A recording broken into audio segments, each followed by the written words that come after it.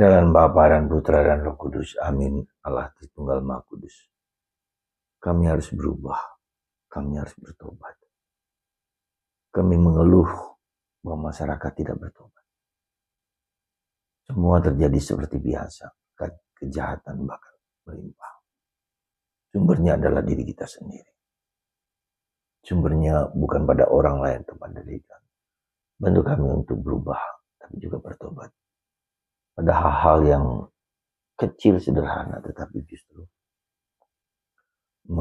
memberikan dampak besar bagi orang sekitar kita. Terpujilah namamu kini dan sepanjang masa. Amin. Saudara, tak seorang pun menyangkal bahwa kita harus bertobat.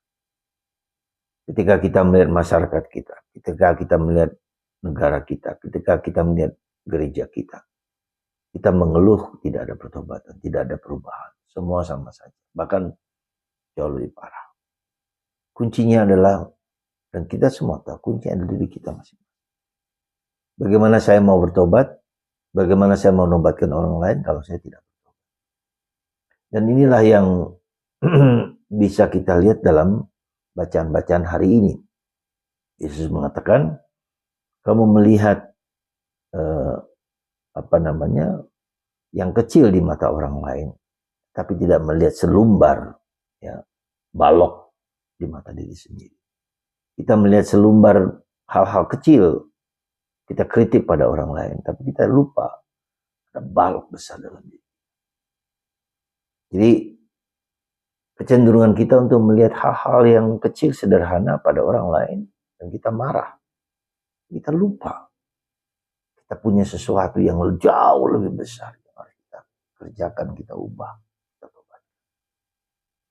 Itu yang pertama. Yang kedua, kita bisa melihat pengakuan dari Paulus bahwa dia terdahulu adalah seorang penjahat, seorang penganiaya, seorang pembunuh bahkan. Tapi dia sekarang setelah ditangkap oleh Yesus, hidupnya berubah. Dan dia memberi nasihat kepada Timotius.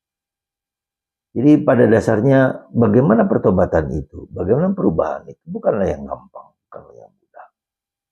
Tapi saya kira pertobatan sejati, perubahan sejati hanya dalam Kristus. Pengalaman akan Kristus inilah yang harus menjadi perjuangan dan pergulatan kita.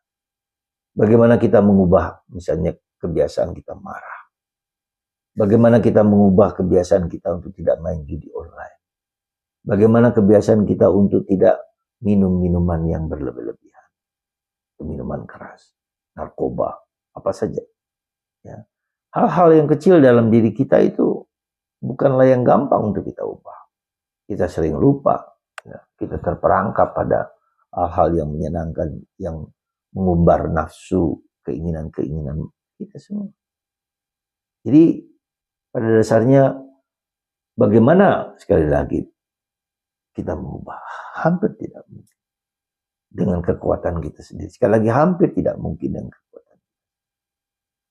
Maka apa yang perlu kita rasakan adalah mari kita pertama-tama menurut saya adalah serahkan hidup kita kepada Kristus.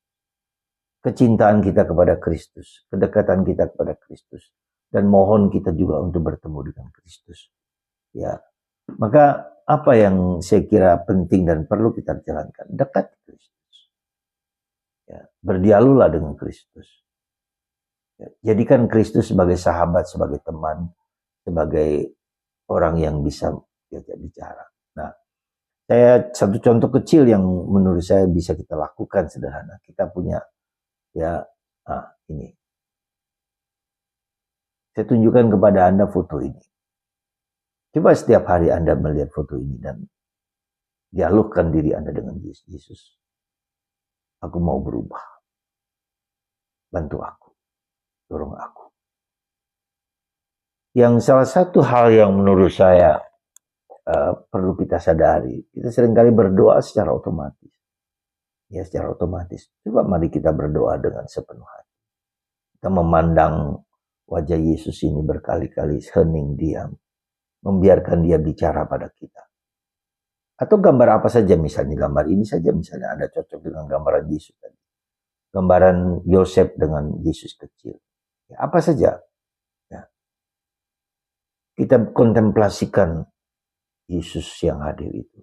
Atau Bunda Maria hadir, kontemplasikan, artinya memandang dengan sepenuh hati gambar ini dan membiarkan dia bicara dalam hati. Kenapa ini penting dan perlu? Jadi relasi kita itu bukan relasi yang yang otomatis gitu, anonim, nggak bisa. Relasi kita harus ada relasi personal. Coba Anda perhatikan. Apakah Anda ketika Anda berdoa, Anda sungguh-sungguh merasakan kehadiran Yesus? Berbicara dengan Yesus dari hati ke hati. Ini juga penting bagi kita karena salah satu unsur penting di dalam masyarakat kita sekarang ini adalah anonim. Anonim. Ya. Kemudian itulah yang menyebabkan dalam doa kita menjadi kosong. Menjadi sepi, menjadi sunyi, menjadi lonely, sendirian. Dan kesendirian itu bisa menghancurkan diri kita. Lalu kita lari kepada bentuk-bentuk yang ingin memuaskan kerinduan itu. Tapi kalau kita bertemu dengan Yesus, coba sekali lagi, saya hanya menganjurkan, pandanglah foto ini, lukisan ini, apa saja. Hadirkan Yesus yang hidup. Kita diam, kita hening, kontemplasikan, pandanglah.